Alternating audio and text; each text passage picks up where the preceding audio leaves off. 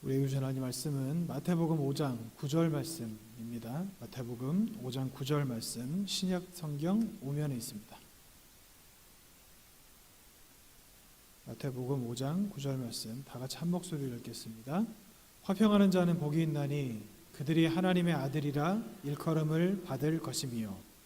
아멘. 예, 오늘은 화평케 하는 자 그리고 화평케 하는 자가 일컬음 받게 될 하나님의 아들, 이것이 무엇인지 함께 말씀으로 상고해 보고자 합니다. 지난번에 우리가 화평케 하는 자에 대해서 함께 말씀을 나눴는데요, 보니까 벌써 2달 됐더라고요. 2달 만에 제가 다시 여러분 앞에 서게 됐는데 아마 다 기억 안 나실 거라고 생각합니다. 예. 여러분들 무시한다거나 그런 게 아니라 여러분들 제가 잘 알아서 말씀드리는 겁니다. 전혀 기억이 안 나시리라 생각하고 화평케 하는 자가 어떤 사람인가에 대해서 잠시 좀 설명을 드리고 말씀을 시작하려고 합니다. 화평케 하는 자는 크게 3가지로 화평에 대한 말씀이라고 말씀하셨는데, 첫 번째는 다른 사람과 화평한 사람. 너희는 할 수 있거든 모든 사람으로 더불어 화목하라, 성경에 기록되어 있는 것 같이 모든 사람과 화목한 사람, 화평하게 지내는 사람이 바로 화평케 하는 자입니다. 화평케 하는 자라는 것은 이렇게 사람들하고 관계가 좀 좋지 않다거나 아니면 원수지인 사람이 있다거나 아니면 또 어떤 분들은 이상하게 사람들한테 손가락질 받고 사람들에게 안 좋은 말을 듣고 이것도 그 사람이 화평케 하지 못한 자라는 뜻이 되는 겁니다. 그러니까 모든 사람에게 다 칭찬을 받을 수는 없지만 사람들이 대체적으로 이야기하기를 어떤 사람에 대해서 안 좋게 이야기한다, 그러면 스스로 좀 생각을 해봐야 됩니다. 내가 화평케 하는 자인가 아닌가? 화평케 하는 자가 아닐 가능성이 굉장히 크다는 겁니다. 하나님께서는 그래서 우리에게 화목하라, 모든 사람으로 더불어 화목하라, 제사를 드리러 갈 때, 주님의 전에 나올 때 다른 사람과 반목한 일이 있거든 그 제물을 내려놓고 급히 가서 그 형제와 사화하고 돌아와서 예배를 드려라. 만약에 그렇게 하지 않으면 그 예배는 하나님께서 받지 않으신다, 이렇게 말씀하실 만큼 다른 사람과의 화평에 대해서 굉장히 중요하게 말씀하셨습니다. 2번째 우리의 화평은 무엇이냐? 다른 사람과 다른 사람을 서로 화목하게 하는 역할을 하는 것이 화평케 하는 자입니다. 화평한 자에 대해서 방금 전에 설명을 드렸다면 화평케 하는 자, 다른 사람들끼리 서로 이렇게 사이가 안 좋으면 생각만 해도 머리가 아프죠. 저는 그런 걸 굉장히 안 좋아하는데 아마 다들 비슷하시리라 생각합니다. 나랑 같이 가까이 지내는 사람이 둘이 서로 관계가 안 좋으면 둘이 막 서로 와가지고 이 사람 욕하고 또 저 사람 욕하고 서로 자기 말이 맞다고 그러고 서로 자기는 피해자라 그러고, 저는 그런 말 들으면 딱 두통이 와요. 듣기 싫다 이런 생각이 들고, 여러분들도 그렇지 않으십니까? 그런데 그 사람들이 그럴 때 우리가 해야 될 역할이 무엇이냐? 저같이 여러분들이 가지고 있는 그 기본적인 성향같이 듣기 싫다, 좀 안 그랬으면 좋겠다, 이렇게 하고 끝날 것이 아니라 두 사람을 화해하게 하는데 역할을 감당하는 것. 지난번에 제가 잠깐 설명을 드렸지만 굉장히 많은 수고와 굉장히 많은 인내와 그리고 굉장히 많은 노력이 필요하다, 이렇게 말씀을 드렸었죠. 이 다른 사람끼리 서로 화목하게 하는 역할을 감당하는 것, 이게 화평케 하는 자라고 말씀을 드렸습니다. 3번째 화평케 하는 자, 이게 가장 중요한 것이고, 그리고 사실은 성경에서 말하는 화평케 하는 자가 이것 때문이라고 말씀을 드려도 과언이 아닙니다. 왜냐하면 제가 방금 전에 말씀드렸던 첫 번째 화평한 자, 2번째 다른 사람과 다른 사람을 서로 화목하게 하는 화평케 하는 자가 하나님의 아들이라 일컬음을 받는 사람이라고 한다면 하나님의 아들이라 일컬음을 받는 사람 많아요. 유엔 사무총장도 하나님의 아들이 돼야 되고요. 유엔 난민기구에서 활동하는 사람들도 다 하나님의 아들이 돼야 됩니다. 그리고 특별히 화평케 하는 자, 화평한 자, 그러면 부처도 하나님의 아들이 돼야 돼요. 그리고 세상에서 휴머니스트라고 불리는 사람들, 박애주의자라고 하는 사람들도 다 하나님의 아들이 돼야 됩니다. 하지만 여러분 그게 아니라는 거 잘 알고 계시죠? 하나님의 아들이 되려면 화평케 하는 자가 되어야 하는데, 가장 중요한 것, 다른 사람을 하나님과 화평케 하는 자, 이 사람이 진짜 화평케 하는 자라는 겁니다. 내가 먼저 화평한 자가 되고 다른 사람과 다른 사람을 화목하게 하는 그 역할을 감당하는 것도 중요하지만 진짜 중요한 것은 영혼 구원을 위해서 다른 사람에게 전도하는 사람. 평생 신앙생활하면서 한 사람도 전도하지 못했다? 제가 이때 뒤에 설명드리겠지만 죄송하지만 그분은 하나님의 아들이 아닙니다. 하나님의 딸이 아닙니다. 노력했는데 안 된 것도 있죠. 그런데 잠깐 노력해보고 조금 수고해보고 일찍 포기했다? 그거는 그 믿음이 하나님 앞에 올바로 서 있지 못하다는 반증이 되는 겁니다. 그럼 여러분, 화평케 하는 자라고 그렇게 말씀을 드리니까 화평케 하는 자가 받을 복이 무엇인가? 오늘 성경에 나와 있는 것 같이 하나님의 아들이라 일컬음을 받게 된다. 이렇게 성경에서 말씀하고 있습니다. 오늘 설교의 제목같이 하나님의 아들이라 불리우는 사람이 되는 것이 화평케 하는 자가 받을 복이라고 말씀드릴 수 있습니다. 그러면 하나님의 아들이라 불리는 사람, 하나님의 아들이라 불린다, 하나님의 아들이라 일컬음을 받는다, 이게 구체적으로 어떤 의미일까요? 첫 번째입니다. 이미 구원을 받은 사람입니다. 이미 구원을 받은 사람. 제가 설교 시간에 몇 번 설명을 드렸었는데 우리가 받을 구원은 두 가지입니다. 임의의 구원과 아직의 구원이 있습니다.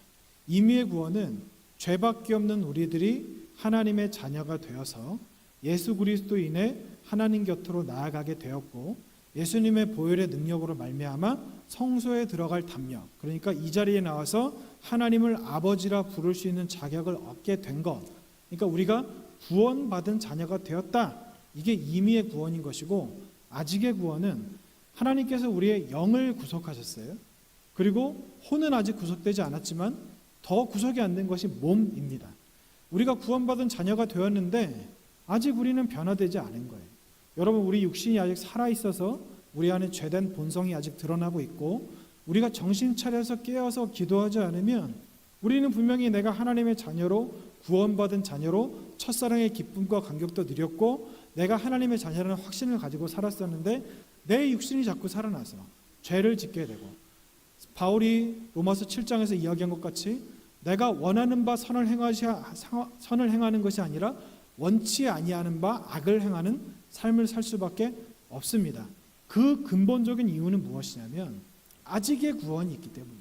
몸의 구속이 이루어지지 않았기 때문에 내가 마음으로는 하나님을 믿지만 내 몸은 내가 마음으로 하나님을 믿는 대로 따라오지 않는 것입니다. 그래서 우리는 아직 구원을 완전히 다 이룬 것이 아닌 거예요. 바울이 이야기하는 믿음, 구원받은 자라고 하는 것은 임의의 구원이 이루어졌다는 것이고 아직의 구원이 이루어지지 않았기 때문에, 쉽게 말씀드리면 아직 우리의 목숨이 붙어 있기 때문에, 그래서 아직 우리의 몸이 이 땅에 살고 있기 때문에, 아직 우리가 천국에 올라가지 못했기 때문에 아직의 구원이라는 것이 남아있고, 그래서 이 구원이라고 하는 것은 두 개인데 임의의 구원이 이루어졌다고 해도 이 구원을 끝까지 이루지 못하고 지키지 못하면 아직의 구원을 완성할 수 없는 거예요. 그러니까 바울이 늘 깨어서 기도하라. 힘써 너희의 구원을 지키라. 이렇게 말씀하고 있는 겁니다. 그런데 하나님의 아들이라 일컬음을 받는 것도 두 가지입니다. 첫 번째, 임의의 구원을 받은 거예요. 임의의 구원을 받은 것. 마태복음 5장 9절, 오늘 우리가 읽은 말씀 다시 한번 읽어보겠습니다. 화평하게 하는 자는 복이 있나니 그들이 하나님의 아들이라 일컬음을 받을 것이며 라고 되어 있습니다. 갈라디아서 4장 6절에 7절에서 이렇게 말씀하고 계세요. 너희가 아들임으로 하나님의 그 아들의 영을 우리 마음 가운데 보내사 아빠 아버지라 부르게 하셨느니라. 그러므로 내가 이후로는 종이 아니요 아들이니 아들이면 하나님으로 말미암아 유업을 받을 자이라. 이렇게 되어 있습니다. 자, 여기 밑줄이 표시가 안 되어 있네요. 제가 다시 한번 읽어드릴게요. 다시 한번 보여주시겠어요? 너희가 아들임으로 이렇게 말씀하세요. 그러면서 하나님의 그의 아들의 영을 우리 마음 가운데 보내사 아빠 아버지라 부르게 하셨습니다.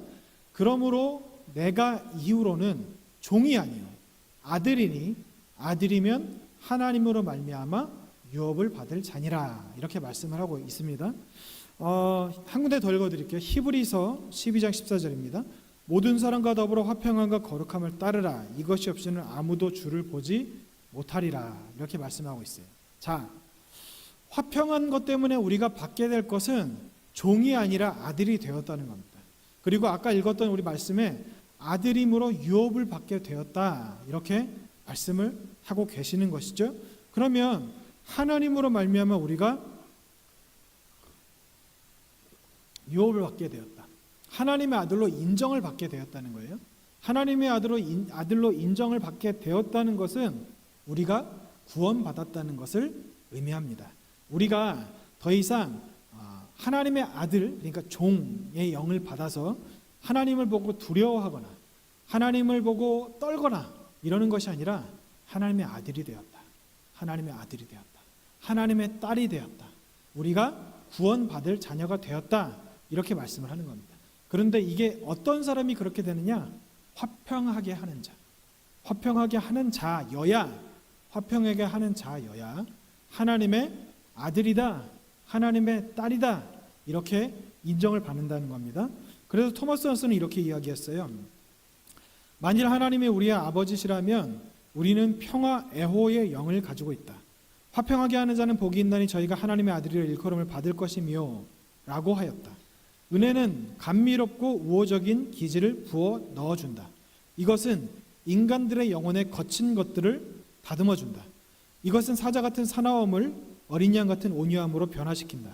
하나님께로부터 난 자들은 평화 조성자들이다, 이렇게 말씀하고 있습니다. 아더핑크 목사님이 또 이렇게 말씀하셨어요. 일컬음을 받게 된다는 것은 그러한 자로 평가되고 간주된다는 것이다. 주는 평강의 하나님이시며 그리고 이 거룩한 성품이 그의 백성에 의해 나타날 때 그는 그들을 자기의 아들로 인정하신다, 이렇게 말씀하고 계세요. 자, 우리는 구원받았다고 알고 있습니다. 내가 하나님의 자녀라고 스스로 생각을 하고 계실 거예요. 그런데 조건이 있다는 거예요. 우리가 그냥 내가 구원받았습니다 라고 말하면 끝나는 것이 아니라 우리가 화평케 하는 자여야 구원받은 자녀라고 성경에서 말씀을 하고 있는 겁니다. 우리가 구원받았다, 이것은 어떤 것을 의미하는지 아세요? 여러분 옆에 계신 분한테 한번 여쭤보세요. 구원받으셨나요? 여쭤보시기 바랍니다. 대답해 보세요. 구원받으셨나요? 못 받으셨나요? 옆에 계신 분에게. 네, 받으셨다고 말씀하시죠? 아니라고 말씀하시는 분 안 계실 거예요. 그러면 옆에 계신 분 얼굴 한번 이렇게 보세요. 구원받은 사람이라고 써 있나요? 구원받은 사람같이 생겼습니까? 알 수가 없는 거예요. 그건 여러분 알 수가 없는 겁니다. 우리가 구원받은 사람인지 구원받지 못한 사람인지 쉽게 말씀드리면, 내가 구원을 받았다고 생각하는데 다른 사람이 볼 때 구원받은 사람의 모습으로 보이지 않는다고 한다면 그 사람은 구원받지 못한 사람일 가능성이 굉장히 큽니다. 다시 말씀드리면, 내가 구원받았느냐 구원받지 못했느냐를 알 수 있는 시금석이 있는데 그거 무엇이냐면, 내가 다른 사람을 화평하게 하는 사람인가, 다른 사람과 화평한 사람인가, 다른 사람을 하나님께로 인도하는 화평케 하는 사람인가 인지를 보면 내가 구원받은 사람인가 구원받지 못한 사람인가를 알 수 있다는 겁니다. 하나님의 아들이라 일컬음을 받을 것이며, 누가 일컬을까요? 하나님이 일컬으실까요? 아니에요. 다른 사람이 이야기하는 겁니다. 다른 사람이 우리를 보고 저 사람은 하나님의 아들이다, 저 사람은 하나님의 딸이다. 세상 사람들은 아들이다 딸이다 이런 개념을 모르니까 세상 사람들은 말로 할 때 저 사람은 그리스도인이다, 조금 더 속되게 이야기하면 저 사람은 예수쟁이다 라는 말을 들어야 그게 구원받은 사람이라는 겁니다. 이러면 또 마음이 무거워지실 거예요. 나는 그런 소리 못 듣는 것 같은데. 못 들으시는 분들은 많으실 겁니다. 여러분 실망하지 마십시오. 뒤에 말씀을 보면 우리에게 아직 희망이 조금 있으니까, 혹시 내가 그런 말을 못 들었다, 이제부터라도 그런 말을 들을 수 있게 살아가십시오. 만약에 그런 말을 못 들었다, 자녀들로부터 엄마는 교회에서만 권사 같아, 아빠는 교회에서만 장로 같아, 이런 말씀 들으셨다면 회개하십시오. 저도 마찬가지로 교회에서만 목사 같아, 저는 좀 부끄러운 얘기를 하나 드리자면, 교회 안 다니는 사람들이 저를 보고 뭐라고 이야기하는지 아세요? 직업이 뭔 것 같냐고 물으면 뭐라고 대답할 것 같으세요? 목사 같아요 이랬으면 좋겠는데 한 번도 못 들어봤어요. 저거 뭐라 그러냐면 성형외과 의사 같아요, 치과 의사 같아요. 의사 같다는 얘기를 그렇게 많이 해요. 제가 허여멀건해서 그런 것 같아요. 해도 한번 못 볼 것 같이 생겨가지고 그런지 모르겠는데 그런 말 제가 여러 번 들었습니다. 성형외과 의사 같다, 치과 의사 같다고. 목사라 그러면 예? 이래요. 좀 부끄러운 일이죠. 여러분도 저와 크게 다르시지 않으실 거라 생각합니다. 여러분, 우리는 하나님의 아들이라는 말을 들어야 됩니다. 하나님의 딸이라는 말을 들어야 됩니다. 하나님의 아들이라 칭하시는 것은 하나님이 우리를 그렇게 칭하셨다고 해서 끝나는 것이 아니라 여러분, 다른 사람의 입을 통해 그 말이 들려야 됩니다. 그게 하나님의 아들이라는 말을 듣는 사람이 구원받았다는 이야기가 되는 겁니다. 이게 임의의 구원이에요. 이미 우리가 받은 구원. 근데 우리는 아직 이것도 못 이룬 분들이 계실 거라 생각합니다. 이제부터 이루면 됩니다. 실망하지 마십시오. 그러면 우리가 하나님의 아들이라 일컬음을 받게 된다. 아직의 구원이거든요. 하늘나라에 우리가 올라가서 받게 될 구원, 진짜 구원. 지금 우리가 살고 있는 이 세상은 진짜 세상이 아니고 우리가 지금 죽어서 올라갈 천국도 진짜 천국이 아니라는 거 알고 계시죠? 만약에 지금 우리 중에 지옥 가는 사람이 없었으면 좋겠지만 지옥에 간다면 그것도 진짜 지옥이 아니라는 거 저한테 여러 번 들으셨죠? 나중에 새 하늘과 새 땅에 새 예루살렘에 내려오고 그때 있는 천국이 진짜 천국입니다. 뭐 어쨌든 그때 우리가 가게 될 천국이 어떤 천국일까? 이사야 11장 6절에서 7절입니다. 그때 이리가 어린 양과 함께 살며 표범이 어린 염소와 함께 누우며 송아지의 어린 사자와 살찐 짐승이 함께 있어 어린아이에게 끌리며 암소와 곰이 함께 먹으며 그것들의 새끼가 함께 엎드리며 사자가 소처럼 풀을 먹을 것이며 젖 먹는 아이가 독사의 구멍에서 장난하며 젖된 어린아이가 독사의 굴에 손을 넣을 것이라. 내 거룩한 산 모든 곳에서 해됨도 없고 상함도 없을 것이니 이는 물이 바다를 덮은 같이 여호와를 아는 지식이 세상에 충만할 것임이라. 이게 새 하늘과 새 땅, 새 예루살렘에서 이루어질 천국입니다. 생각만 해도 좋지 않으세요? 제가 호랑이를 되게 좋아하거든요. 근데 호랑이를 못 만져요. 호랑이 만지면 이게 없어질 것 아닙니까, 손이. 그리고 잡아먹힐 거 아니에요? 근데 천국에 가면 그 호랑이를 내가 만질 수 있는 거예요. 끌어안고 호랑이와 함께 뛰어놀며. 저 뱀도 별로 안 좋아하는데 뱀도 그때 되면 별로 안 징그러워지겠죠? 뱀도 저와 같이 이렇게 놀면서 얼마나 아름다운 세상입니까? 지금같이 사자가 초식동물들을 잡아먹고 그리고 우리가 파리를 전기 파리채로 이렇게 튀겨서 죽이지 않아도 되는 세상, 얼마나 좋은 세상일까요? 여러분, 그 세상에 우리가 들어가게 된다는 거예요. 그러면서 또 말씀하십니다. 요한계시록 21장 1절에 7절 말씀. 또 내가 새 하늘과 새 땅을 보니 처음 하늘과 처음 땅이 없어졌고 바다도 다시 있지 않더라. 또 내가 보매 거룩한 성 새 예루살렘이 하나님께로부터 하늘에서 내려오니 그 준비한 것이 신부가 남편을 위하여 단장한 것 같더라. 내가 들으니 보좌에서 큰 음성이 나서 이르되 보라, 하나님의 장막이 사람들과 함께 있음에 하나님이 그들과 함께 계시리니 그들은 하나님의 백성이 되고 하나님은 친히 그들과 함께 계셔서 모든 눈물을 눈에서 닦아주시니 다시는 사망이 없고 애통하는 것이나 곡하는 것이나 아픈 것이 다시 있지 아니하리니 처음 것들이 다 지나갔음이로라. 보좌에 앉으신 이가 이르시되 보라, 내가 만물을 새롭게 하노라 하시고 또 이르시되 이 말은 신실하고 참되니 기록하라 하시고 또 내게 말씀하시되 이루었도다. 나는 알파와 오메가요 처음과 마지막이라.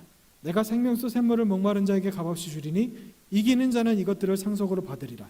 나는 그의 하나님이 되고 그는 내 아들이 되리라. 저는 이 말씀을 읽을 때마다 정말 감동적이에요. 정말 감동적입니다. 내가 이 나라에 꼭 들어가 있구나. 하나님께서 나에게 예비하신 천국이 이런 모습이구나. 여러분, 우리가 화평케 하는 자가 되면, 우리가 화평한 자가 되고 화평하게 하는 자가 되고 다른 사람을 하나님과 화평하게 하는 자가 되면 우리는 이 땅에 들어가게 되는 것입니다. 하나님께서 우리를 하나님의 아들이라 일컬으신다. 하나님의 아들이라 인정하신다. 천국에 너를 들여 보내주겠다 말씀하시는 것이 바로 이 말씀입니다. 그럼 여러분, 하나님께서 이렇게 하나님의 아들이라 일컬으시는 그 사람에 대해서 어떻게 말씀하시는가를 좀 다시 한번 보고 싶습니다. 하나님의 아들이라 불릴 사람, 화평한 사람, 화평하게 하는 사람, 다른 사람과 화평한 사람, 다른 사람끼리 화평하게 하는 사람, 하나님과 다른 사람을 화평하게 하는 사람. 좀 이렇게 구체적으로 어떤 모습인지 잘 감이 안 오지 않으십니까? 이게 뭐 이렇게 세상 사람들 중에도 이렇게 착한 사람들이 있고, 그리고 세상 사람들 중에도 이렇게 정말 선하게 사는 사람이 있는데, 그럼 그 사람들의 모습 이어야 되는가? 라는 생각이 좀 드시기도 하실 거라 생각합니다.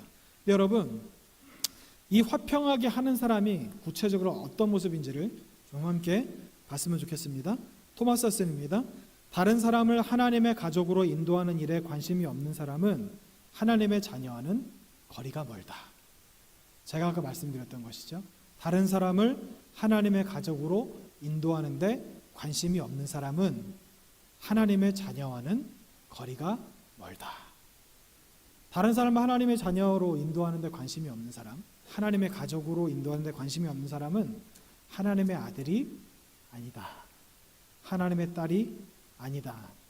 이렇게 말씀하고 있는 겁니다.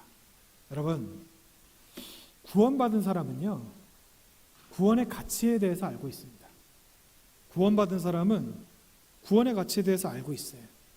오래 교회에서 신앙생활하고 직분받고 봉사한다 하더라도 구원받지 못한 사람이 상당수라는 것을 여러분은 알고 계실 거라 생각합니다.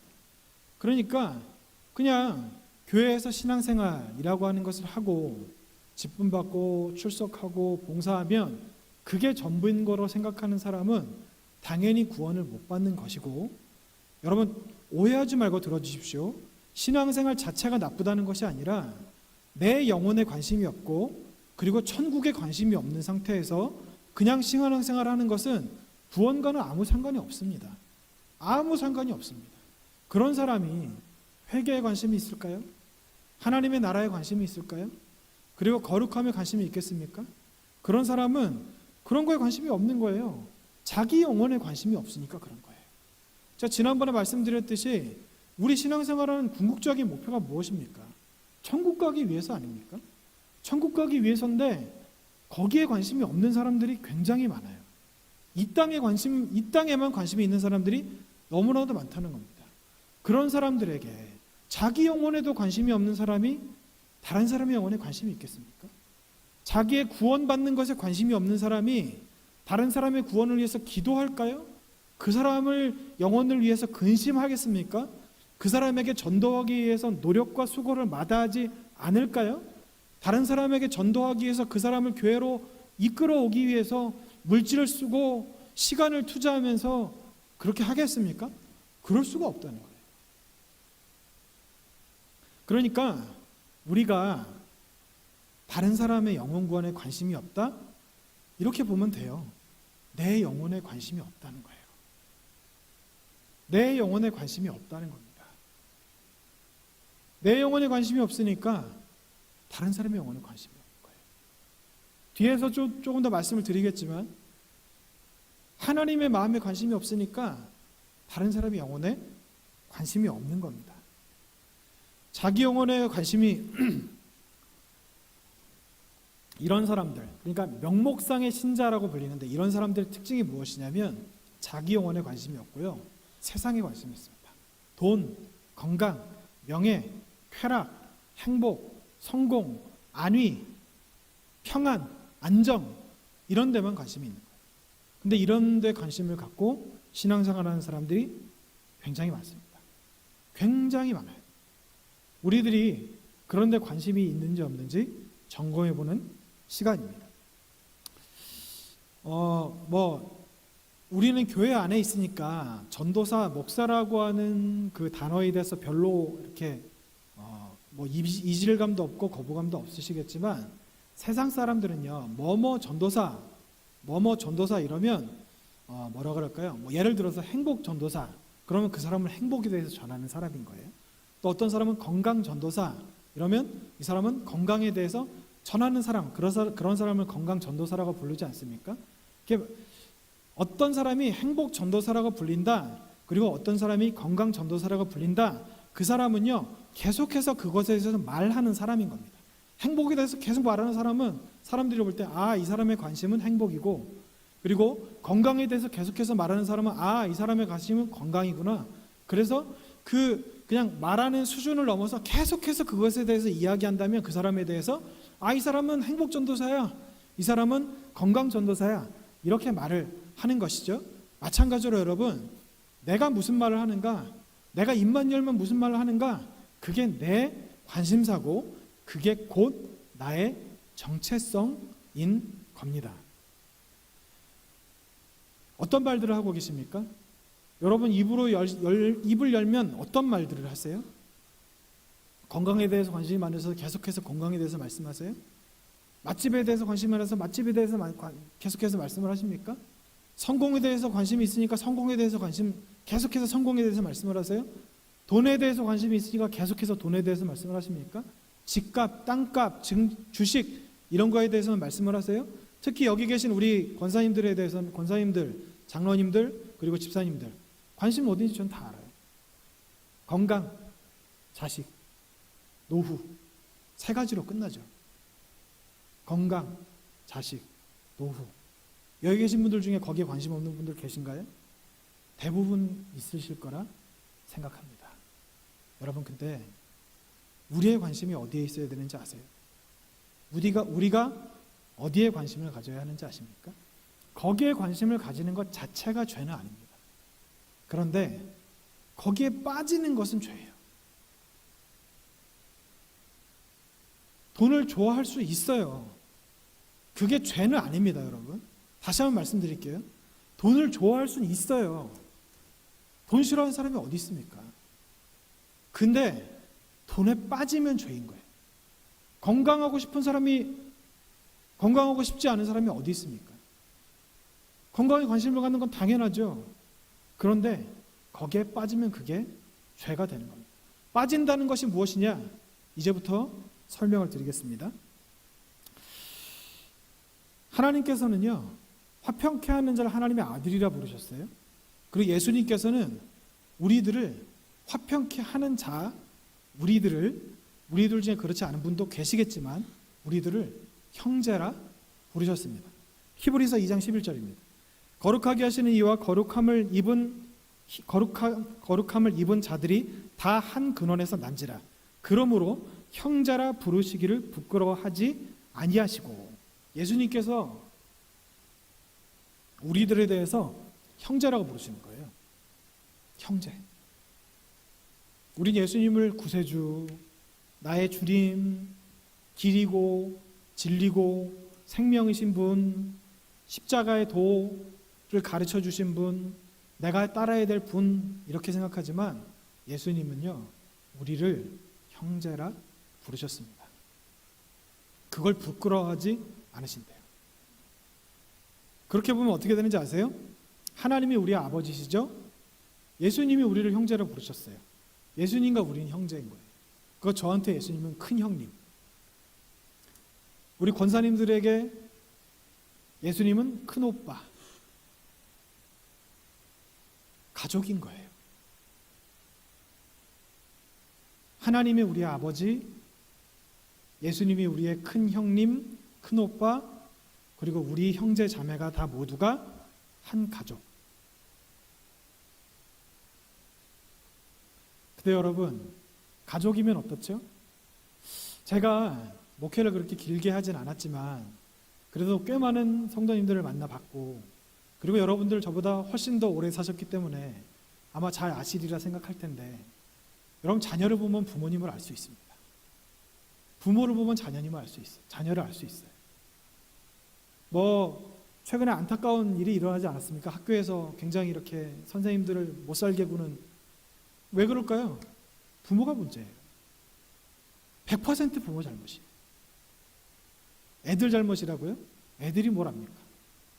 그 조그마한 애들이 조그만할 때부터 사리 분별을 하고 예의에 따라서, 법을 따라서, 원칙을 지키면서 살면 그게 애인가요? 어른이죠. 부모 잘못이에요. 그리고 우리 교회도 마찬가지예요. 부모님, 여러분들을 보면 여러분의 자녀들이 어떨지가 어느 정도 보입니다. 그리고 보면 실제로 그래요. 자녀들을 보면 부모님이 어떻겠구나 보여요. 보면 실제로 그래요. 그럼 여러분 어떨까요? 하나님이 우리 아버지세요. 예수님이 우리의 큰오빠, 큰형님이세요. 그럼 우리는 어때야 되나요? 하나님과 관심이 같아야 되고 예수님과 관심이 같아야 됩니다. 근데 하나님의 관심이 어디 있으시죠? 히브리서 2장 4절입니다. 하나님은 모든 사람이 구원을 받으며 진리를 아는 데 이르기를 원하시느니라. 히브리서 2장 4절 없나요? 네. 하나님은 모든 사람이 구원을 받으며 진리를 아는 데 이르기를 원하시느니라. 이게 하나님의 관심이에요. 하나님의 관심은 여기에만 있습니다. 좀 더 가까이 가면 하나님의 관심은 여러분이에요. 하나님께는 여러분밖에 없어요. 세상에 그 어떤 것도 필요 없어요.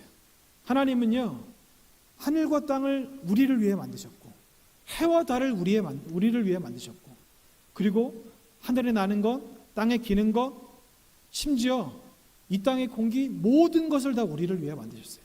여러분을 위해서, 저를 위해서 만드셨어요. 그런데 왜 그렇게 만드셨느냐? 구원받게 하시기 위해서. 구원받게 하시기 위해서. 하나님의 관심은요, 우리가 얼마나 하나님 앞에 헌금을 많이 하느냐, 목사가 되느냐, 장로가 되느냐, 안수집사가 되느냐, 권사가 되느냐, 교회를 몇 개 개척했느냐, 이런 거에 관심이 없으세요. 하나님의 관심은요, 여러분이 천국에 오느냐 못 오느냐, 하나님께로 다시 돌아가느냐 못 돌아가느냐, 여기에만 관심이 있으십니다. 그럼 예수님의 관심이 어디 있을까요? 히브리서 5장 8절 9절입니다. 그가 아들이시면서도 받으신 고난으로 순종함을 배워서 온전하게 되셨은즉 자기에게 순종하는 모든 자에게 영원한 구원의 근원이 되시고, 영원한 구원의 근원이 되시고. 여러 군데를 설명하고 싶지만 한 가지로 말씀을 드리면, 예수님이 십자가에 못 박혀 돌아가시지 않았습니까? 겟세마네 동산에서 뭐라고 기도하셨나요? 예수님의 뜻은 다른 데 있었어요. 그런데 이 잔을 내게서 옮기실 수 없거든 하나님의 뜻대로 하시옵소서. 이게 뭡니까? 십자가에 달리는 게 하나님의 뜻일까요? 아니에요, 여러분. 십자가의 뜻에 달리는 게 하나님의 뜻이 아닙니다. 하나님의 뜻이 뭐죠? 예수님이 십자가에 달리신 것으로 말미암아 나의 죄를 씻어주시는 것에 관심이 있었던 거예요. 그 이유가 뭐죠? 나를 구원받게 하시기 위해서 예수님이 십자가에 달리시라고 말씀을 하신 거예요. 예수님의 다른 뜻이 뭐가 있었겠습니까? 예수님은요, 하나님의 뜻 외에는 다른 것이 없었어요. 예수님의 말은 하나님께서 하신 것 외에는 하신 적이 없어요. 내 말은 내 말이 아니요 오직 나를 보내신 이가 나를 통해서 하시는 말이라. 말씀 한마디도 하나님의 뜻대로 하셨던 분이 일생일대 아주 중요한, 아주 역사적으로도 중요하고 개인적으로도 중요한 사건, 십자가를 지시느냐 지시지 않느냐에 따라서 그것을 하나님의 뜻대로 하셨을까요? 예수님의 뜻대로 하셨을까요?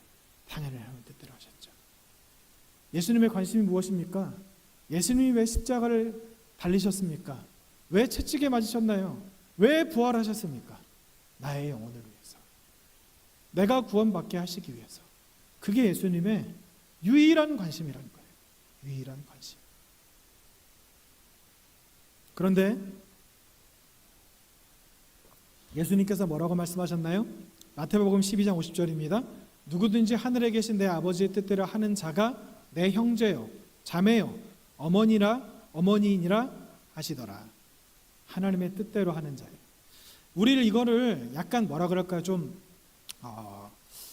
제자의 도로만 보는데, 누구든지 내 아버지의 뜻대로 하는 자라야가 아니라, 뒤에도 제가 말씀을 드리겠지만, 내 형제요 자매는 하나님의 뜻대로 한다 이거예요. 그러니까 하나님의 뜻대로 해야 형제 자매라는 말씀을 하시는 게 아니라, 내 형제요 자매는 하나님의 뜻대로 살아간다. 그러니까 구원의 조건이 아니라 구원받은 사람이 어떤 모습을 나타내는지를 표현하시는 구절이라고 할 수 있습니다. 그래서 하나님의 자녀인 모세는 이렇게 했어요. 출애굽기 32장 32절, 그러나 이제 그들의 죄를 사하시옵소서. 그렇지 아니하시오면 원하건대 주께서 기록하신 책에서 내 이름을 지워버려 주옵소서. 관심이 어디에 있죠? 이스라엘 백성들인 거예요. 이스라엘 백성들을 여기서 버리셔서 그들을 지옥에 가게 하시려거든 차라리 그들을 구원해 주시고 저를 지옥에 보내주십시오. 예수님의 형제였던 바울은 어떻게 했습니까? 로마서 9장 1절에서 3절 내가 그리스도 안에서 참말을 하고 거짓말을 아니하노라. 나에게 큰 관심이 있는 것과 마음에 그치지 않는 고통이 있는 것을 내 양심이 성령 안에서 나와 더불어 증언하노니 나의 형제 곧 고륙의 친척을 위하여 내 자신이 저주를 받아 그리스도에게서 끊어질지라도 원하는 바로라. 바울의 관심이 어디 있죠? 내 형제 곧 고륙의 친척을 위하여 내 자신이 저주를 받아 그리스도에게서 끊어질지라도 원하는 바로라. 모세가 했던 말하고 똑같은 거예요. 내가 저주를 받아서 지옥에 갈지언정 내 형제 고륙의 친척, 그러니까 형제는 그리스도인들, 고륙의 친척은 피가 섞인 형제 자매들, 그 사람들이 구원받는데 바울의 모든 관심이 있었다는 겁니다. 그래서 이렇게 이야기했어요. 로마서 10장 1절 형제들아 내 마음에 원하는 바와 하나님께 구하는 바는 이스라엘을 위함이니 곧 그들로 구원을 받게 함이라. 하나님의 사람들은 이런 모습을 보입니다. 근데 부담스럽죠. 내 형제를 위해서 내가 지옥에 간다? 저는 자신 없어요. 여러분들도 자신이 아마 없으실 거라 생각합니다. 그러면 우리가 이렇게까지 해야 되는가? 아니에요. 이거는 굉장한 믿음의 수준의 사람들이니까 한 거고, 우린 그럼 어떻게 해야 하나님의 형제 자매가 되는 것인가? 여러분 여기 계신 분들은 부모님이 살아계신 분들이 별로 안 계시고 다 대부분 자녀, 손자 뭐 이렇게 가족이시겠죠? 먼저 여러분 자녀들을 생각할 때, 저는 자녀의 입장에서 부모님을 생각할 때 자녀들이 부모님을 어떻게 생각하십니까? 부모님에게 바라는 게 뭐죠? 건강만 하셨으면 좋겠다. 그거 아닌가요?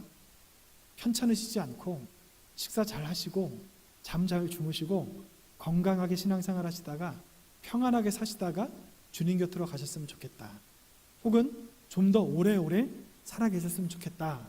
이런 관심을 가지시지 않습니까? 자녀들에 대해서는 어떤 관심을 가지십니까? 직장생활 잘 하는지, 손자들, 손녀들은 좋은 학교 갔는지, 가정은 평안한지, 속 안 썩이는지, 그런 데에 관심이 있으시지 않습니까?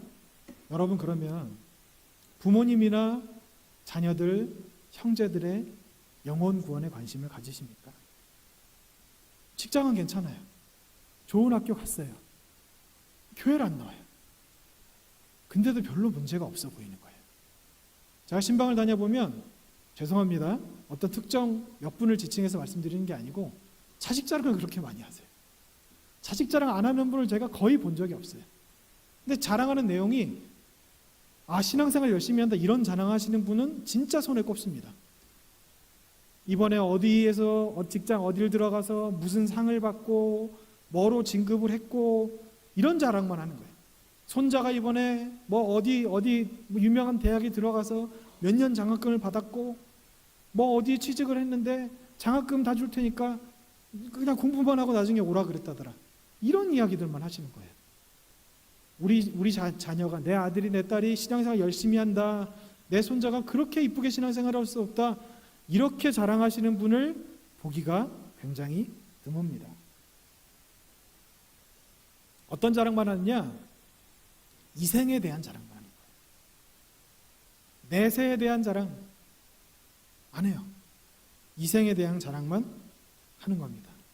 여러분 아무리 이 땅에 잘 살면 뭐합니까? 대기업 회장이라도 구원 못 받으면 그게 무슨 소용인가요? 대통령이라도 천국에 못 가면 그게 무슨 소용이 있겠습니까? 자식이 뭐 좋은 직장 간다고요? 뭐 삼성의 이재용, 실명 거르기 죄송한데 이재용 부회장 같은 그런 분이라도 천국에 못 가면 무슨 소용이 있는 거예요? 윤석열 대통령, 바이든 대통령 무슨 소용입니까? 우리 자녀가 좋은 대학 간다고 그게 무슨 소용인가요? 좋은 직장 간다고 무슨 소용인가요? 근데 왜 거기에만 관심을 가지십니까? 교회 안 가는데 아무 관심이 없는 거예요. 언젠가 돌아오겠지. 죄송하지만 돌아오기 전에 사고가 나서 주님 곁으로 가면 어떻게 하실 거예요? 우리가 영혼에 관심이 없고 이생에 관심이 있다는 것은 우리가 죄송하지만 하나님의 가족이 아니라는 이야기가 되는 겁니다.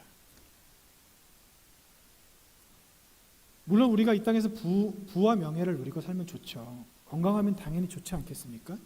근데 그것보다 더 중요한 것은요, 영혼이에요. 영혼.